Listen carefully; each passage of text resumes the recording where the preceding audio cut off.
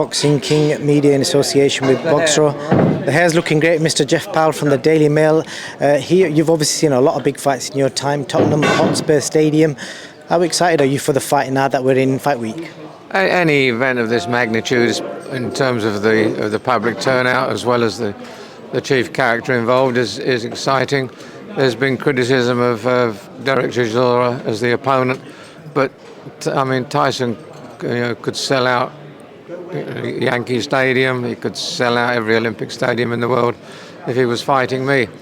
In fact, he made a joke that it might even be a harder fight against me, but he doesn't believe that. He actually knows that Chisora is a huge puncher, and any heavyweight fight, anything can happen, and he's taking a risk. He's not happy with his old friend Derek being criticised, and I agree with that. It takes a real man to get in and fight the best heavyweight in the world. Do you believe their side bet, where apparently both men are just going to stand toe-to-toe from round one and just go for it? I think they intend to do it because Tyson likes doing unique things, different things.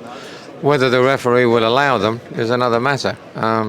He might force them back or hold them apart until the first bell goes. But I think they'll be at it quicker than happens in many fights. I don't think they'll come slowly out of the corner and fence around for 2 or 3 rounds. They'll be, by their own vow, they'll be throwing punches from the off.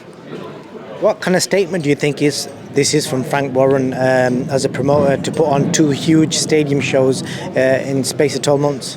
Yes, I think. Clearly it's resting the laurels from his great rival Eddie Hearn. He, of course, is in a position now of having a monopoly of the British heavyweights, which are now quite numerous in number. You've got Tyson, you've got Chisora for this fight, you've got Joe Joyce, you've got Daniel Dubois.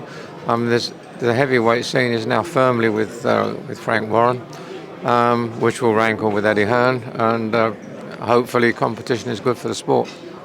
What do you think of this situation with regards to Usyk and the IBF belt? I spoke to Alex Krasuk, and he suggests Eddie Hearn is either trying to get a step-aside money or get that belt vacated so Hrgović could fight somebody else for that belt.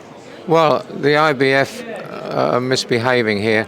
They're saying that they're due their mandatory. In actual fact, all the alpha belt bodies agreed to the order of rotation, and the first one up, if Usyk was to do a mandatory defence, is actually the WBO.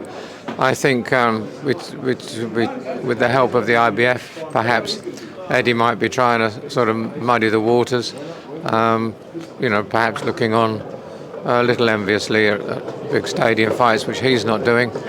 But I don't see that that's going to be any problem whatsoever.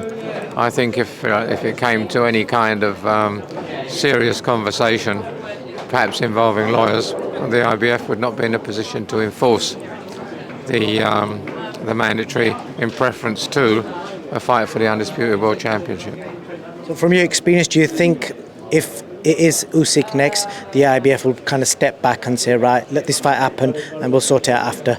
Well, between them all, they might find a little bit of step-aside money, which would make everybody happy. That would probably be the sensible thing to do.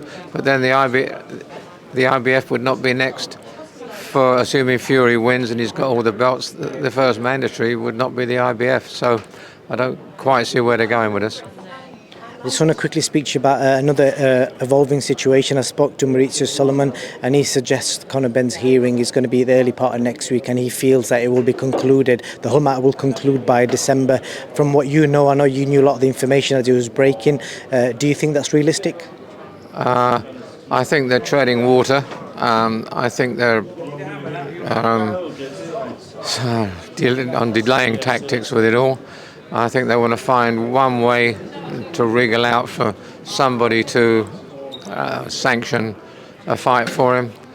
I can't honestly see any type of British court authorising Conor Benn to fight again by accepting any kind of excuse for 2 drugs tests. I think they'll look to try and find one of the sanctioning bodies to give him perhaps a short suspension, a shorter suspension that might be forthcoming if it was delivered down by the British Boxing Board of Control, so that he can fight somewhere again in less than 2 years. Jeff, what do you make of the statement that Chris Eubank Jr. made? He said that he was not made aware of the August test, so it suggests when that failed test went in, negotiations were just after that, but he wasn't made aware of that. And I've spoke to Kalle Salon yesterday that he's kind of confirmed that. So the suggestion is if they knew about it, that they wouldn't have gone into negotiations. That is their suggestion. The problem was that once you've got I think, I'm not quite sure at what point they started negotiations, but I think you look at that not being disclosed, and then there was no intention to disclose the second test, which forced the cancellation of the fight. It's not proper. We had this situation before when Oscar Rivas wasn't told that. Dillian White, wasn't it, who allegedly failed a drugs test, and the opponent wasn't informed. That's not on. That's a scandal. If a man chooses to go with the fight, that's up to him, but he should know what conditions relate to that.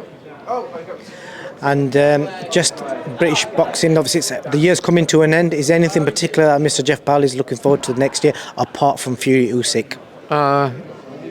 Yes, I think there'll be lots of fights. Anything involving Canelo is going to be fascinating. If it's a British fighter, even more so.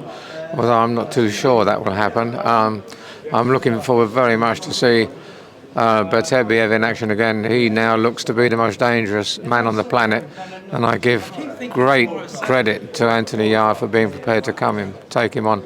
I was sitting quite close to the Yard bird in Madison Square Garden as Beterbiev took out Joe Smith in brutal fashion, and I said, "Do you feel all right about that?" He said, "Well, I think I can see things I can do there." I admire his confidence, and I admire his courage most of all. Big statement from Frank Warren by not making it pay-per-view, so allowing it for more fans to see. I don't know if it's a big statement. It might be practical. There is a need to not do everything on subscription television because you can get huge spectator attention and grow the sport as well. So the least financial barriers that are put between the public and big fights, the better for the future of boxing. Definitely, I agree with that. Mr. Jeff Powell of the Daily Mail, appreciate your time as always. Absolute pleasure as always.